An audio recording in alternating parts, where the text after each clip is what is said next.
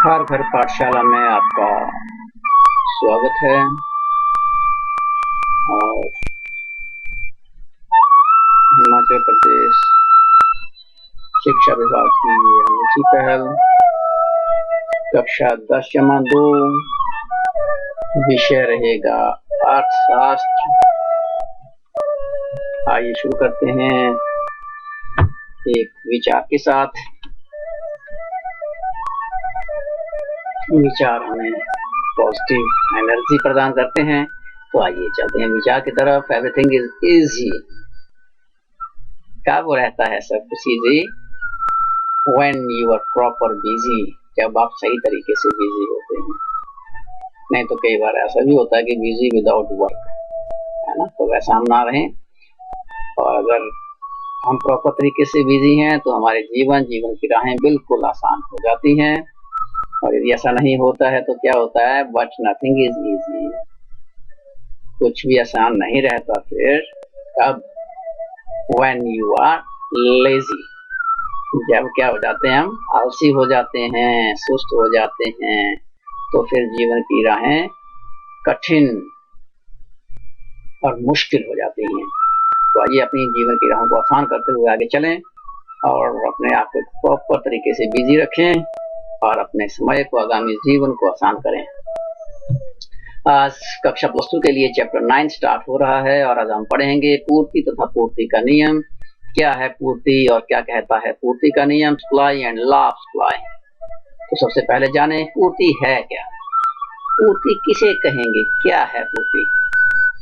तो आइए चलते हैं पूर्ति को जाने। पूर्ति को सही तरीके से समझने के लिए अगर हमने सच में ही पूर्ति का एक तो होता है रटना, और पूर्ति को एक अंडरस्टैंड करना है, उसको समझना है कि है क्या सप्लाई, कैसे ये काम करती है। तो हमने अपने आप को एक उत्पादक, एक विक्रेता मानना है।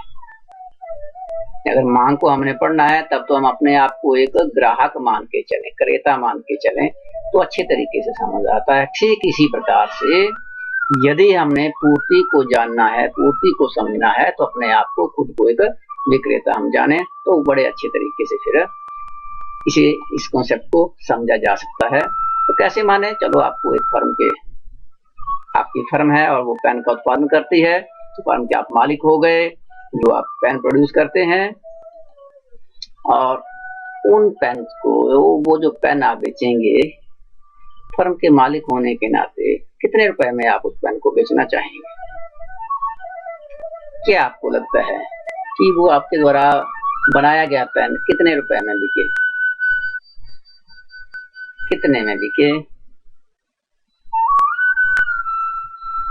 ये प्रश्न। चलो खैर चलते हैं आगे, कितने में बिके देखते हैं। चलो 1 रुपए में, ठीक है। अरे क्या बात कर दी जनाब, 1 रुपए में तो आजकल ढंग की टॉफी भी नहीं आती है ना। अच्छा चलो कोई बात नहीं, तो ऐसा करते हैं कि 5 रुपया ठीक है। तो 5 रुपए कैसे भाई, है ना, कैसे, चलो कोई बात नहीं। अच्छा 100 रुपए तो ठीक रहेगा। अरे हाँ नहीं 100 रुपए फिर, है ना, हाँ नहीं, कैसे 100 रुपए भी कीमत हम कैसे डिसाइड कर लें। किसी भी प्रोडक्ट की अगर हमने कीमत डिसाइड करनी है वो तो कैसे करेंगे, कैसे उसकी कीमत हमें मिलेगी, तब हम उसकी आपूर्ति करेंगे, सप्लाई करेंगे, कैसे। तो इस चीज को जानने के लिए, समझने के लिए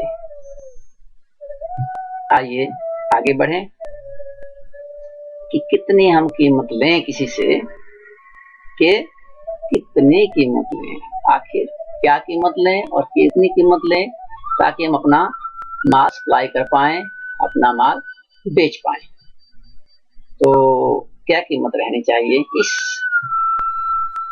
दुविधा को समझने के लिए आइए समझें कि जब भी हमने किसी भी वस्तु की कीमत डिसाइड करनी हो, तो कोई भी, चाहे वो आप हो फर्म के मालिक, या कोई दुकानदार हो, या मैं हूं, या कोई और हो, वो चाहेगा कि कम से कम उस चीज पर होने वाला व्यय तो कम से कम मिले, प्रोडक्शन कॉस्ट जो है वो तो निकल के आए।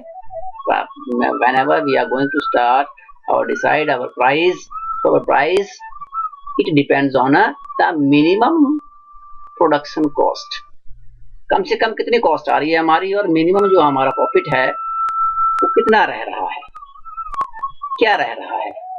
तो ये जरूरी रहे कि कीमत निर्धारण में हमें पता हो कि कम से कम उत्पादन लागत क्या है और न्यूनतम लाभ क्या है। इन दोनों का ऐड जो एडिशन होगा हमारे पास, वो कीमत लगभग डिसाइड होती है। तो आइए अब आगे बढ़ें इसी में ही। मतलब ये डिपेंड करता है कि हम अपना माल कब बेचेंगे। यदि हमें कुछ सही से कोई कीमत बेच रहा होगा, दे रहा होगा, तब हम बेचेंगे, ऐसे नहीं बेचेंगे, ऐसे सप्लाई बिल्कुल नहीं करेंगे हम अपने माल की, अपने पेन की, है ना। तो ये फिर इस बात के ऊपर भी निर्भर करता है। अच्छा जी, तो अब क्या कहता है ये, मतलब उत्पादक सप्लाई कब करेगा, कब करेगा।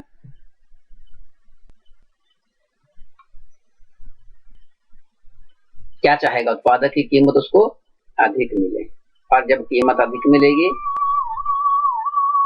तो उसको लाभ क्या होगा, क्या होगा लाभ का, लाभ का क्या रहेगा, जब उसको कीमत अधिक मिलेगी तो उसको अधिक लाभ होगा। जितने जितनी कीमत अधिक होती जाएगी उतना इसका लाभ का हिस्सा, लाभांश का हिस्सा उसका बढ़ता चला जाएगा, और एक उत्पादक सप्लाई ऑर्डर को शुरू कर देगा, सप्लाई करना शुरू कर देगा, पूर्ति करना शुरू कर देगा अपने द्वारा बनाई गई वस्तुओं की और सेवाओं की। कीमत अधिक होगी तो क्या होगा, एक उत्पादक को क्या लाभ होगा। अधिक कीमत होने पर क्या रहेगा, क्या हो किसकी माल बेचने की, क्योंकि सामान हर जो उत्पादक वो यही चाहता है कि मेरा अधिक से अधिक माल बिके, अधिक से अधिक सामान बिके, अधिक से अधिक जो वो प्रोडक्शन करे वो सारा बिके। इसके पीछे मेन मंशा रहती है अधिकतम लाभ की। अगर उसको अधिकतम लाभ मिल रहा होगा तो उसकी ये मंशा रहेगी, उसकी ये प्रवृत्ति रहेगी, उसकी ये डिजायर रहेगी कि उसका अधिक से अधिक लाभ मिले, अधिक से अधिक माल बिके, अधिक से अधिक सामान बिके, ताकि उसको अधिक से अधिक लाभ प्राप्त हो, क्योंकि अधिक कीमत उसके सामान की उसको मिल रही होती है। अब आप क्योंकि फर्म के मालिक हैं, अब आप क्या चाहेंगे, आप अपना पेन किस स्थिति में बेचना चाहेंगे, किस स्थिति में बेचना चाहेंगे। अब मैं कीमत नहीं पूछ रहा हूँ, अब मैं सिचुएशन पूछ रहा हूँ कि किस सिचुएशन में you want to sell your pen. आप फर्म के मालिक होने के नाते कौन सी स्थिति रहेगी वो, आइए जाने क्या क्या स्थितियां बनती हैं, कैसी स्थिति रहेगी। क्या कीमत अधिक हो तब आप अपने द्वारा उत्पादित पेन को बेचेंगे, या कीमत कम हो तब आप अपना पेन बेचना चाहेंगे। मालिक होने के नाते आप क्या चाहेंगे कि आपका पेन कब बिके, कम कीमत पर या अधिक कीमत पर। जितने भी हमारे पास विक्रेता रहते हैं या उत्पादक रहते हैं, उन सब की जो मेन टारगेट, मेन फोकस रहता है, उनका मेन फोकस रहता है लाभ के लिए। और लाभ कैसे प्राप्त होता है, कैसे प्राप्त रहता है, कैसे प्राप्त रहता है लाभ, कम कीमत पे क्या होगा। जब कीमत कम होगी तो क्या करेंगे, हम अधिक पूर्ति करेंगे। जब हमें अपने पेन की कीमत कम मिल रही होगी तो क्या करेंगे, हम अंदर हमारे यहाँ माना 1000 पेन हमने तैयार किए हैं और हमें अपने पर पेन कीमत कम मिल रही है, तो क्या करेंगे, हम उसकी पूर्ति अधिक करेंगे या कम पूर्ति करेंगे। एक कंपनी के मालिक होने के नाते आप क्या करेंगे, जो ऑर्डर है उसको कम करेंगे सप्लाई का, या उसको अधिक करेंगे, क्या लगता है आपको।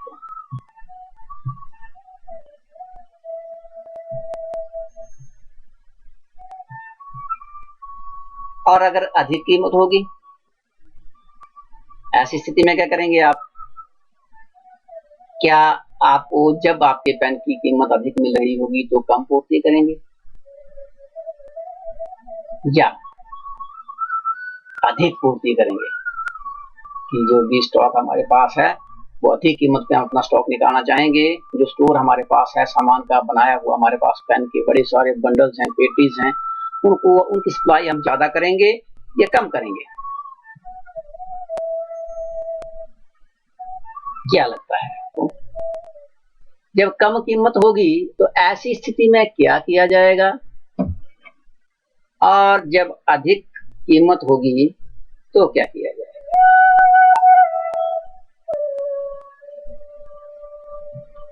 कम कीमत पर क्या हम कम पूर्ति करेंगे या अधिक पूर्ति करेंगे, या अधिक कीमत पर कम पूर्ति करेंगे या कम पूर्ति करेंगे? आइए जाने कि कम कीमत या अधिक कीमत पर, बिल्कुल सही, कम कीमत पर हम क्या करेंगे? कम पूर्ति करेंगे, क्योंकि हमें ऐसी स्थिति में कम लाभ प्राप्त हो रहे होंगे। और जब भी कीमत अधिक होगी हमारे सामान की, पेन्स की, या कोई भी वस्तु या सेवा जिसके हम विक्रेता हैं, तो जब भी अधिक कीमत होगी तो हम चाहेंगे कि वो सामान अधिक बिके, उसकी पूर्ति अधिक हो। तो जब भी कम कीमत होगी तो हम कम सप्लाई करना चाहेंगे, और अगर अधिक पूर्ति होगा, अधिक कीमत होगी तो हम अधिक पूर्ति करना चाहेंगे। तो आइए समझें ये पूर्ति क्या है।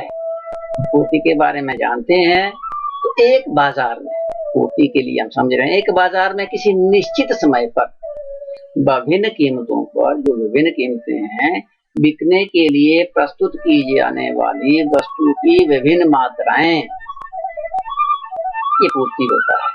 इसको आप अगर गौर से देखें तो विभिन्न कीमतों पर बिकने के लिए जो हम विभिन्न मात्राओं को प्रस्तुत करते हैं उस वस्तु की, उसे हम सप्लाई कहते हैं, पूर्ति कहते हैं। किसी एक बाजार में एक निश्चित समय पर, तो इसे हम पूर्ति कहते हैं, सप्लाई कहते हैं। तो सप्लाई हुई। अब पूर्ति और स्टॉक में, स्टॉक एंड सप्लाई में अंतर क्या है, आइए इसको जानें। स्टॉक क्या रहता है हमारे पास? किसी समय में किसी विक्रेता के पास उपलब्ध उस वस्तु की कुल मात्रा, उस जो वस्तु होती है उसकी कुल मात्रा वो स्टॉक कहलाएगी। जैसे माना हमारे गोदाम में 1000 पेटी सेब है ना, तो वो क्या कहलाएगा हमारे पास? स्टॉक। पूर्ति को देखें, पूर्ति किसे कहेंगे? किसी निश्चित बाजार, निश्चित समय में विभिन्न जो कीमतें हैं उन पर उपलब्ध उस वस्तु की वह विभिन्न मात्राएं जिन्हें एक विक्रेता बेचने के लिए तैयार रहता है। मैं पूर्ति को देखें कि विभिन्न कीमतों पर जो विभिन्न मात्राओं को बेचने के लिए एक विक्रेता तैयार रहता है किसी निश्चित बाजार और निश्चित समय पर, वो कहलाता है पूर्ति। तो इसको और डिटेल से हम जाने कि क्या पूर्ति है, क्या स्टॉक है। इसको और गहन तरीके से जानने के लिए आइए जाने स्टॉक क्या है। स्टॉक ये हमने कर लिया कि किसी एक निश्चित समय में किसी विक्रेता के पास उपलब्ध उस वस्तु की कुल मात्रा, जो टोटल उस वस्तु का भंडार उसके पास होता है, वो स्टॉक कहलाता है। जैसे अब जैसे मैंने बात की, जैसे माना हमारे पास 100 पेटी सेब है, हमारे जो भंडार गृह है, जो स्टोर है, उसमें 100 पेटी सेब है, तो हमारे पास जो स्टॉक रहेगा वो रहेगा हमारे पास 100 पेटी सेब। तो इसको हम कहेंगे स्टॉक। आपको क्लियर रहा होगा। टोटल जितना भी हमारे पास सेब, जितना टोटल भंडार गृह में, स्टोर में पड़ा हुआ है, वो स्टॉक कहलाएगा। और पूर्ति को हमने पहले भी जाना। सीधी सी बात, किसी निश्चित बाजार में निश्चित समय में विभिन्न कीमतों के ऊपर उपलब्ध उस वस्तु की वह विभिन्न मात्राएं, जिन्हें एक विक्रेता बेचने के लिए तैयार रहता है, पूर्ति कहलाता है। जैसे प्रति पेटी कीमत हमारे पास 700 है, 800 है, 1200 है। ये तो कीमतें अलग अलग हैं। इन अलग अलग कीमतों के ऊपर जो विक्रेता है वो उसकी बेचने के लिए तत्परता, रेडीनेस बिल्कुल अलग है, अलग अलग है। कैसे?